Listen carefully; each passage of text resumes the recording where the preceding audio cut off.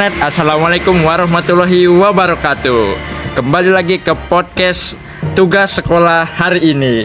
Di sini kami ada kedatangan tamu yang cukup spesial, di mana ada tugas sekolah yang membahas tentang seorang kewirausaha muda. Jadi di sini dengan Ibu siapa? Ibu Kosia. Ya, Ibu Kosia di toko apa namanya? Iqbal Bersaudara. Ya. Di sini kami sebenarnya tugas sekolah ini ada tugas wawancara, tapi kami mau ngambil podcast aja biar ngobrol santai gitu kan. Kayak di sini kami ada 15 pertanyaan simpel aja, singkat. Jadi di sini apa aja pertanyaan? Oke, di sini ada apa alasan utama Anda memilih menjadi wirausaha membuka toko ini dibanding bekerja di perusahaan atau gimana gitu? Gimana nih? Terima kasih. Yang pertama, kenapa milih berwirausaha daripada ikut perusahaan? Itu yang pertama, tidak terikat waktu oleh perusahaan. Penghasilannya tidak diatur oleh perusahaan. Liburnya tidak diatur oleh perusahaan. Jadi kita berwirausaha sendiri itu kita bebas. Jadi mau hasil berapa yang kita maksimalkan bisa kita capai. Libur sewaktu-waktu bisa kita tentukan sendiri, dan kita bebas, tidak harus jam sekian ke perusahaan, pulang dari perusahaan jam sekian gitu. Jadi lebih bebas ya, lebih bebas, bener. Oke, pertanyaan kedua. Apa tantangan terbesar yang Anda hadapi saat memulai usaha? Tantangan terbesar itu yang pertama dari beberapa ya. Yang pertama itu bagaimana cara usaha ini untuk berada di posisi naik satu tangga. Tantangannya itu jangan sampai kita berwirausaha itu jalan di tempat. Minimal jalan di tempat tidak apa-apa, karena kita situasi dan kondisi kan, lingkungan. Tapi tantangan terbesarnya itu bagaimana yang jalan di tempat itu bisa selangkah lebih maju. Itu aja sih. Ya, jadi tantangannya itu ya. Jadi baru mengapa memilih menjadi wirausahaan toko ini gitu, dibandingkan banyak tuh ada jual es kayak apa gitu. Kenapa bisa toko? Memilih usaha sembako gitu ya ini ya. Sembako ini kan yang pertama kan kebutuhan pokok yang dicari ibu rumah tangga ya. Nah, jadi barang-barang sembako ini yang setiap hari dicari, seperti minyak, beras, gas, itu kan setiap hari dicari. Jadi tantangannya itu yang setiap hari dimanfaatkan orang. Jadi ibu tuh merasa ibu tuh ada manfaat. Jadi ibu tuh memilih sembako. Tapi kalau memilih kuliner gitu kan, ya sebenarnya banyak manfaatnya untuk orang kan. Cuman kuliner kan tidak selalunya orang pagi siang sore itu kuliner. Jadi benar. Jadi kebutuhan sehari-hari banyak kayak ibu rumah tangga gitu. Benar. Baru mengapa menurut tante nih anak muda perlu belajar wirausaha? Ini kan ada beberapa anak muda sih udah punya toko sendiri gitu. Belajar motivasinya apa nih gitu. Nah, kalau menurut tante ya, kenapa anak muda tuh harus belajar dari dini? Nah, karena kebanyakan anak muda sekarang itu kan gengsinya full ya. Malu. Malu sama keadaan kan, malu melayani kayak gitu kan. Pertama kan mental. Yang keduanya mungkin kan kebanyakan anak muda itu yang tantangannya di modal usahanya. Iya lagi benar. Nah, gitu. Jadi kenapa anak muda itu harus belajar bisnis itu sejak dini tuh? Karena kalau berbisnisnya itu sudah di usia yang kayak ibu tadi tuh kan, yang baru usaha di 40 tahun ke atas, itu penyesalannya tinggi. Kenapa nggak dari dulu aja? Karena kalau dipikir dari keuntungan, dari penyitaan waktu, dari sisi pengalaman, itu luar biasa sekali tuh dapatnya. Pengalamannya luar biasa sekali, ilmunya banyak, kita bisa berbagi ilmu.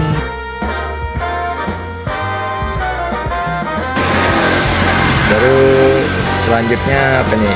Kamu Bagaimana cara ibu mengatasi kegagalan saat kerugian dalam usaha gitu? Nah iya nih, toko ini kan kadang ada ruginya gitu. Gimana nih ngadepinnya? Banyak cobaan. Iya banyak cobaan gitu. Tapi di sini poinnya gagal dan rugi ya. Iya. Nah, alhamdulillahnya kalau gagal itu kita itu sudah mengantisipasi. Ini dampak buruknya seperti ini, dampak baiknya seperti ini, majunya seperti ini, nanti jatuhnya seperti ini. Jadi kegagalan itu sudah kami antisipasi sebelumnya, antisipasi awal. Jadi begini, gagal ini kami mengantisipasinya, kami tidak membeli, tidak memasukkan produk yang tidak jalan. Jadi antisipasi gagalnya di situ. Iya. Kalau masalah kerugian kembali di kegagalan tadi. Jadi ada gagal, ada rugi, itu kan istilahnya satu poin. Jadi kerugian itu kami antisipasinya ya seperti itu tadi. Kami tidak memasukkan barang yang tidak diminati. Oh iya, ngikut pasar di sini ya, ngikut pasar di sini. Bener itu. Ya jadi harus diperhatikan Ya, gitu kan, harus diperhatikan. Baru bagaimana cara tante buat membagi waktu antara usaha dengan kehidupan pribadi?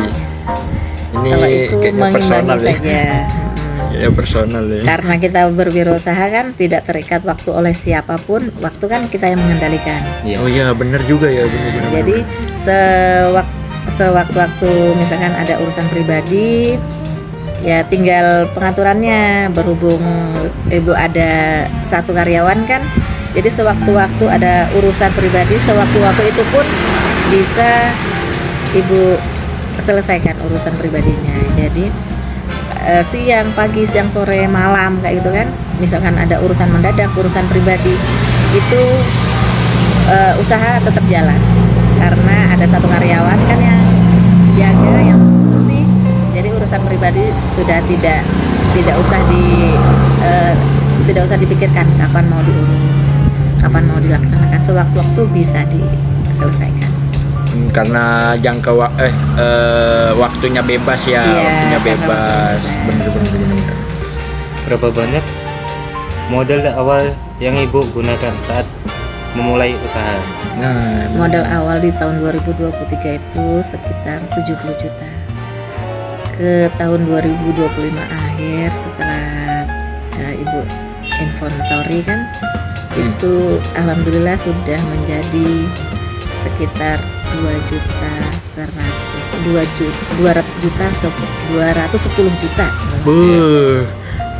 Naik berarti naik. Dalam tempo naik. 3,5 tahun. Wah mantap sih. Karena jarang ada wirausaha yang sampai 200 juta Iya. itu dalam waktu kurun 3 tahunan gitu kan. Karena Mantap, memang kita tidak, untuk sementara ini tidak mencampur adukan dana usaha ke dana pribadi. Jadi usahanya dikembangkan dulu untuk usaha sampai targetnya mungkin nanti 1M. Waduh, 1M pertama nih. Iya. Di luar sana banyak nih minta Iya. 1M pertama gitu. Tujuan pertama. Ya tujuannya jadi harus 1M pertama Harus ini. target. Gitu. Bener. Oke, lanjutin Tan. Ini gak ada kameramennya nih. Iya, nanti terjeda dia setelah berapa menit. Aman. Oke. Apa saran ibu untuk lulusan SMK yang ingin langsung bekerja sesuai wirausaha di Indonesia? Nah, kalau saran ibu ya, untuk yang tamatan SMA, Ya bener. Kita kan SMA nih, SMK Iya. gitu. Pingin namanya tuh cari uang sendiri gitu. Usaha sendiri. Cari uang sendiri, cari usaha sendiri gitu. untuk SMA sederajat itu memang kalau kita mau kerja ya istilahnya, mau punya penghasilan. SMA sederajat itu kan kalau kita mau ikut di perusahaan kan kebanyakannya perusahaan kan ngambilnya minimal D1 gitu kan. Sementara kita kan SMA nih. Bener. Misalkan mau ke perbankan kayak gitu. Perbankan kan kebanyakannya dia S ya, mau S apalah, S teller lah, S apalah di situ kan. Pokoknya dia titelnya S gitu. Sementara kalau kita mau jadi security di bank aja minimal D ya. minimal D1. Jadi kalau tamatan SMA sederajat itu kalau bisa usahakan kita berwirausaha aja dari modal sekecil-kecilnya, misalkan kita bikin kedai es teh gitu kan. Nah iya tuh bisa tuh. Jadi itu jangan disepelekan juga ya, kedai es teh itu kalau dia fokus kan, itu kan ada tuh misalkan ini es teh cinta misalkan, itu kan ada es teh cinta 1, cinta 2, cinta 3 gitu kan. Ya. Itu kan dia tidak langsung punya kedai sampai 3. Jadi dia Sedikit-sedikit gitu. satu kedai dulu, tapi fokusnya tuh fokus waktunya, pokoknya fokus totalitas di usaha. Berarti peluang wirausaha nih banyak banget Ya. gitu lah, banyak betul. Tidak memandang usia kalau berwirausaha. Iya, Berarti punya niat. niatnya udah bagus, mentalnya udah bagus, dan fokusnya juga harus bagus kan. Kalau nggak fokus terpengaruh teman, jadi ambil. Kacau. Kacau. Gimana menurut ibu peluang usaha yang mulai dari Iya, peluang. dari sekarang kan usaha sedikit-sedikit apalagi Iya, apa enggak juga gitu tuh peluangnya gitu. Biasanya di anak sekarang gitu. Banyak ya sebenarnya, apalagi anak muda sekarang itu kan gampang betul memviralkan ya. Iya, dikit-dikit gitu. Sosial media ini sangat mudah ya. Jadi usaha kuliner apalagi kalau anak-anak muda masih muda, masih seger, masih daya pikatnya itu masih bagus, masih menarik, itu di kuliner aja. Di kuliner aja. Jadi apalagi kalau kebanyakan sekarang itu kan orang-orang pulang kerja itu dalam kondisi lapar, pengen jajan ini itu lah. Kita kalau penjualnya masih muda, ramah, Wah. terus apa namanya Cekatan gitu. dia cekatan, terus dia pandai berkomunikasi. Senang kita yang beli.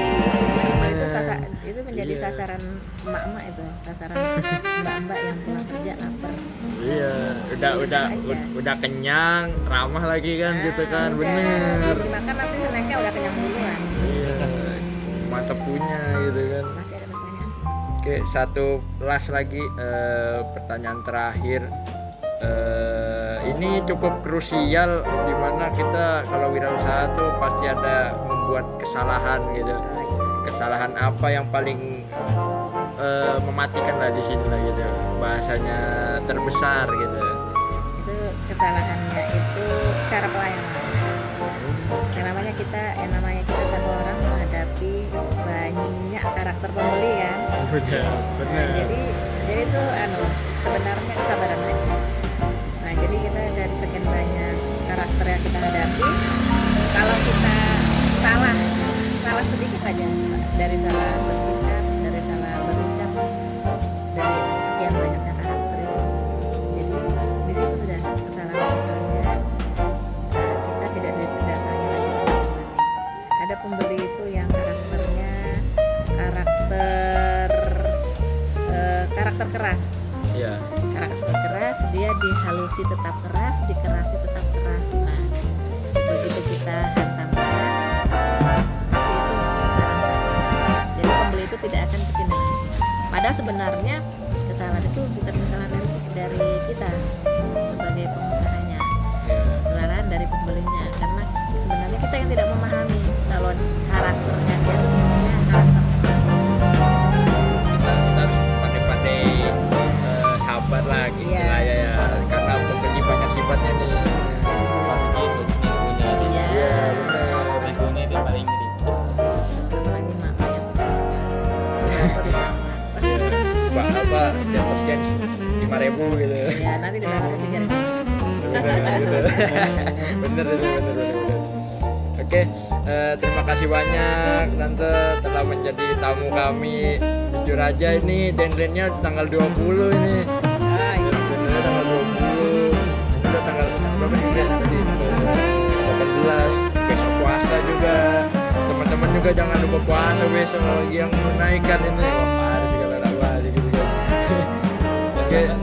Ya, jangan sampai mokel, bener mokel.